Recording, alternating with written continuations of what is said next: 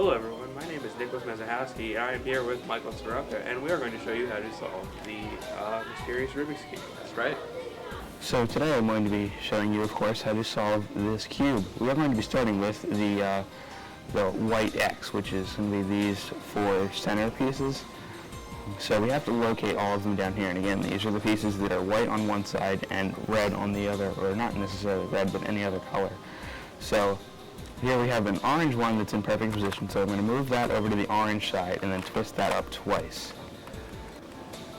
Also, move this blue one into proper position because you have to align them with their proper side, so I'm going to twist that up into a position. The green one is over here, so this one is upside down. So what we need to do is we need to move it to the side, flick it up like that, and then twist it onto the top. And now that did not displace anything, but you might have to turn this back down if this red piece was in already. The red piece is located over here in between two of the other things, so we have to turn one of these sides down and move it out and then turn it back up. If we did it the other way, it would have put it upside down, so we would have had to repeat the process that I had to do with the green. But we can just twist it up like that, and just like that, we have the white X completed. The next step we're going to be doing is getting all of the white corners in the proper position. None of them are in right now because this one is the red and blue corner, and it's on the orange and green side. So everything will have to start. First off, you want to move the corner, no matter what position it is, below where you want it to go. So see how I have this? This is the orange and green one, and it's below the orange and green side.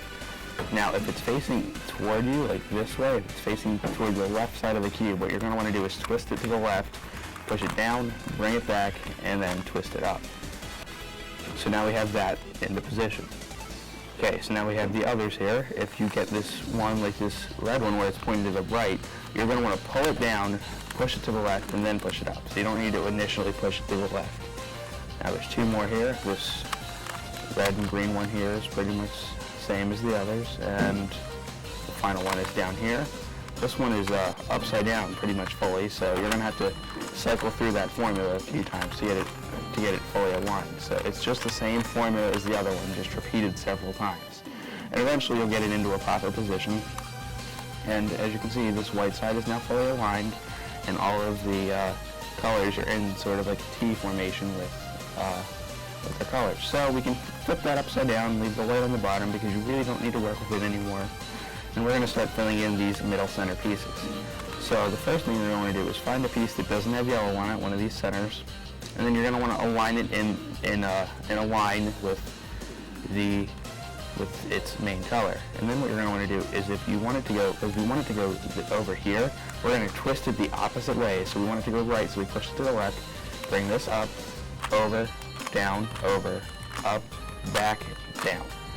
And put that into its proper position. So then we do that with the others.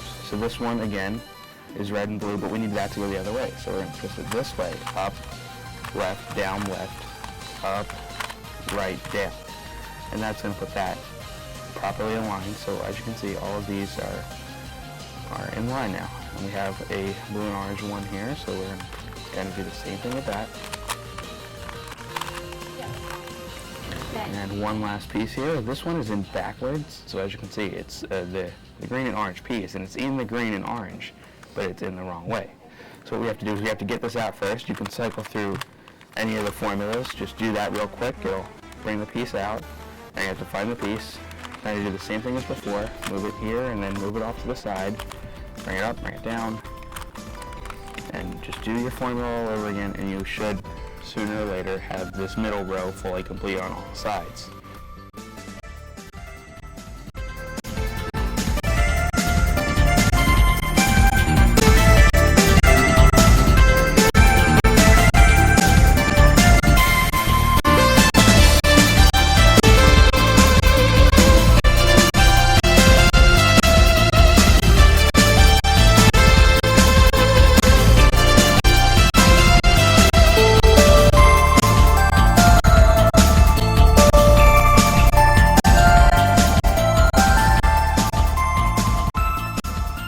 So once you get all of your sides in position, there's a very good chance that the yellow cross is already completed here.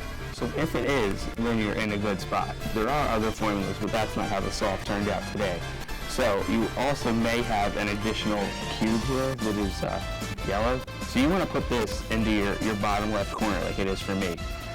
And then you want to go up, up, left, down, left, up, left, down.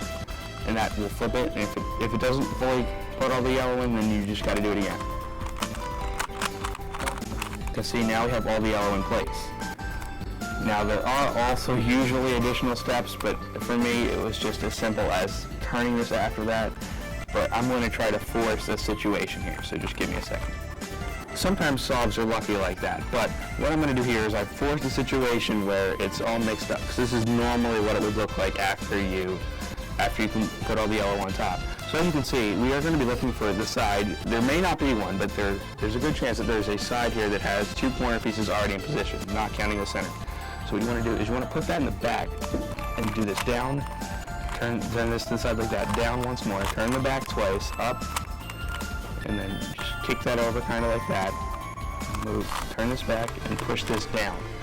And then you're going to have to turn it. Because now what that's done is that's put all of the corner pieces in the proper position, as long as you've done it the correct way, and you just have to solve your center pieces. So for the center pieces, what you have to do is turn it, and then you have to decide which direction you want to go. So before we turn it, you'll note that we have to move this orange piece to the right, and this blue piece to the right, and this has to go to the right. So what we're going to do is we're going to turn it upside down, and this is where it comes in. If you're turning the pieces to the left, you want to go to the left like that, but if you're turning them to the right, turn it to the right, and then you pull both of these pieces down, you turn the thing twice, you pull them both up, you turn this to the side, turn that down, and there you have completed the Rubik's Cube. Sometimes, some solves are easier than others, so you always want to be careful. Sometimes you will not have to complete all of these steps, as you saw in the video. The solve came out perfectly fine after I got all the yellow out on top, and I kind of had to force a situation where I could show you how to fully complete the top if you needed to. So what we're going to do right now is Nick over here is going to do a quick speed run of how fast he can solve a Rubik's Cube that has been completely scrambled up. It's all randomized, it's all done live. And we're actually going to put a timer on the screen to show you guys how fast he solves it, starting now. So while he's solving it, I'm going to read you guys some fun facts about the Rubik's Cube and a brief history about it. So the Rubik's Cube is an infamous worldwide 3D cube that has challenged millions of people in solving its various patterns and algorithms on its many colorful sides. The point of the game is to align all the sides of the same color per side of the cube 6 times for each different color. Colors are green, white, yellow, orange, blue, and red. The Rubik's Cube was invented in 1974, about 40 years ago, by Erno Rubik, and he is a 3D interior simulation object designer for his class in a college school. It was basically used to determine how an interior structure could work inside of a design, and how it could be formed without all the other sides falling apart. In 1977, the Rubik's Cube turned into a toy for many to solve, and in 1980, a patent was actually issued for the Rubik's Cube, and it became one of the most popular and one of the hardest puzzles to solve, as the toy became a worldwide phenomenon. It started out getting popular in the late 80s when people really started to learn how to solve it. Many patterns were done, many world records are being held. There are over 43 trillion different ways to solve the Rubik's Cube, depending on its various combination and size. And the world's fastest record for solving a Rubik's Cube, 5.5 seconds. And that's the brief history of the Rubik's Cube and some fun facts. And as I am just Nick is about finishing done up. now. There we go. How long was that? About a minute? Maybe more?